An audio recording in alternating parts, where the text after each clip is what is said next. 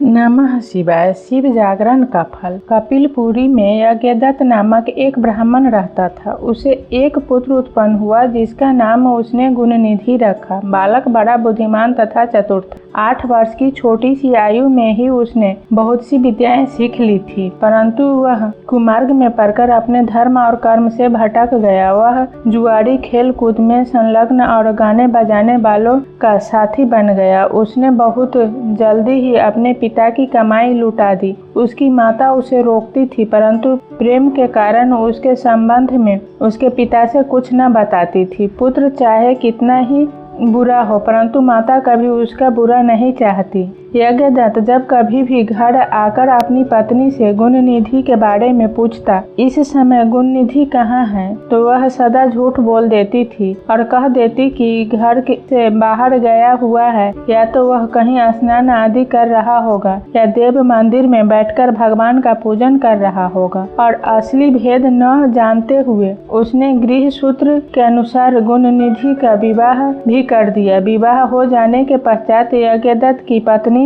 सदा पुत्र को समझाती कि तुम्हारे पिता बड़े महात्मा हैं। जब उनको तुम्हारे बारे में मालूम होगा तो इसके लिए तुम्हें और मुझे दोनों को दंड देंगे। तुम्हारा कल बड़ा पवित्र है और तुम यह बुरे काम क्यों करते हो? मेरे बच्चे, तुम्हारा कल्याण इस बुरे कामों के छोड़ देने में ही है। परंतु गुणनिधि पर माँ के समझाने का कुछ भी प्रभाव न पड़ता। एक दिन उसने पिता की अंगूठी चुराकर किसी जुआरी को दे दी। जब यज्ञदत्त ने उस जुआरी से पूछा कि यह अंगूठी उसके हाथ कैसे आई है, तो जुआरी ने यज्ञदत्त से कहा कि उसने उनकी अंगूठी नहीं चुराई है। यज्ञदत्त ने जुआरी की बात सुनकर कहा, सुनो लल्ला, यह अंगूठी मेरी है और मुझे राजा के यहाँ से मिली है। तुम झूठ बोलकर इसे अपनी न बताओ, परंतु यह बताओ कि यह अंगूठी तुम्हारे पास कैसे आई। यज्ञदत्त की बात सुनकर जुआरी को क्रोध आ गया। उसने गरजकर कहा, जो सच सुनना चाहते हो तो ध्यान पूर्वक सुनो। यह अंगूठी तुम्हारे पुत्र गुणनिधि ने मेरे पास जुए में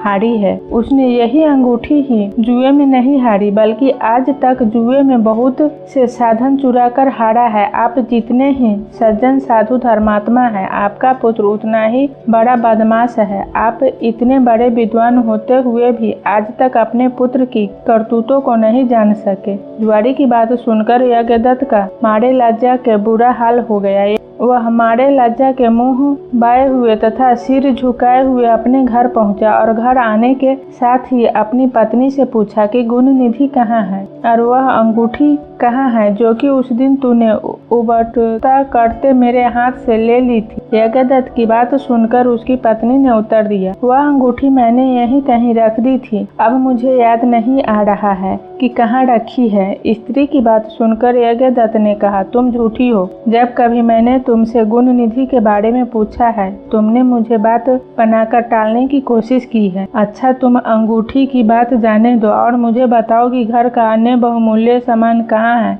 न जाने मेरे किन पापों के कारण मेरे यहाँ ऐसा पुत्र उत्पन्न हुआ है। फिर जब उसने घर का दूसरा कीमती सामान देखा तो मालूम हुआ कि सभी बहुमूल्य वस्तुएं गायब थी। तब यज्ञदत्त ने हाथ में जल लेकर पत्नी और पुत्र को तिलांजलि दे दी और एक ब्राह्मण की कन्या से अपना दूसरा विवाह भी कर लिया। जब गुणनिधि को मालूम हुआ कि उसके पिता पर सारा भेद खुल गया है और उसे और उसकी माँ को तिलांजलि दे दी है, तो उसको बड़ा दुख हुआ। वह अपनी करनी पर पछताने लगा। वह भूखा प्यासा एक शिव मंदिर के पास आकर बैठ गया। उस दिन शिवरात्रि का व्रत था। लोगों ने शिव का पूजन किया, फिर तरह तरह के पकवान तथा खाद्य सामग्री ऊपर चढ़ाई। जब लोग भगवान का पूजन आदि करके मंदिर में ही सो गए तो गुणनिधि ने मंदिर के भीतर प्रवेश किया और खाने पीने का सामान उठाकर बाहर की ओर भागा, मगर चलते चलते उसके पैर एक सोते हुए शिव भक्त से टकरा गया। फिर क्या था,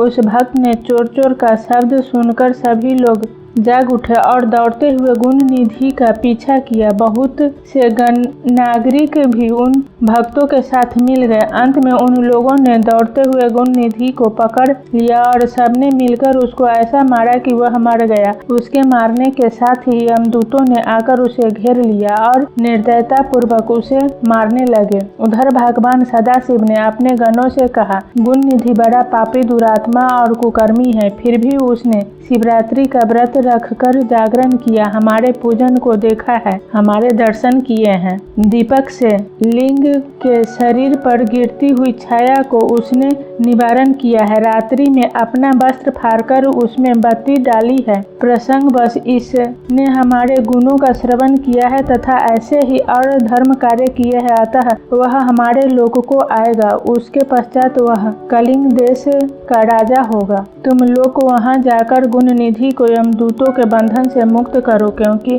हमने उसे अपना लिया है। अतएव भगवान श्री सदाशिव की आज्ञा पाकर विमान पर बैठकर शूलधारी उसके पार्षद भी घटना स्थल पर पहुंचे और बोले, यमराज के गणों, तुम अब इस परम धर्मात्मा ब्राह्मण को छोड़ दो, क्योंकि अब इसमें कोई पाप शेष नहीं रहा। यमदूतों ने भगवान श्री सदाशिव पार्षदों से कहा, ये तो आपकी आज्ञा हमारे लिए सिर माथे पर है, मगर यह तो दुष्ट महापापी कुकर्मी, मांस तथा मदिरा का प्रयोग करने वाला, पर स्त्री तथा वेश्यागामी, माता पिता की आज्ञा न मानने वाला चोर तथा जुआरी है। हम लोग इसीलिए इसको ले जा रहे हैं। यमदूतों की बात सुनकर शिव के पार्षद ने कहा, तुम मूर्ख हो, यह ब्राह्मण पापी नहीं है। इसका सबसे बड़ा धर्म तो यह है कि इसने पुराना कपड़ा जलाकर शिवालय में प्रकाश किया, रात्रि भर जागरण किया। स्थिर चित्त से शिवालय के द्वार पर बैठकर इसने भगवान श्री सदाशिव के पूजन को देखा और हरि कीर्तन को सुना। इसलिए भगवान श्री सदाशिव की इच्छानुसार यह राजा बनाया जाएगा। और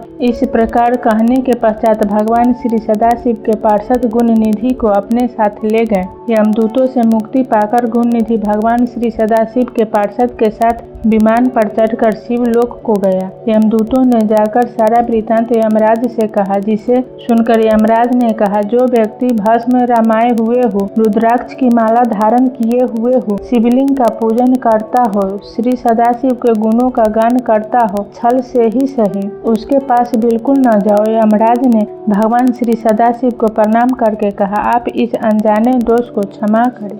नमः शिवाय।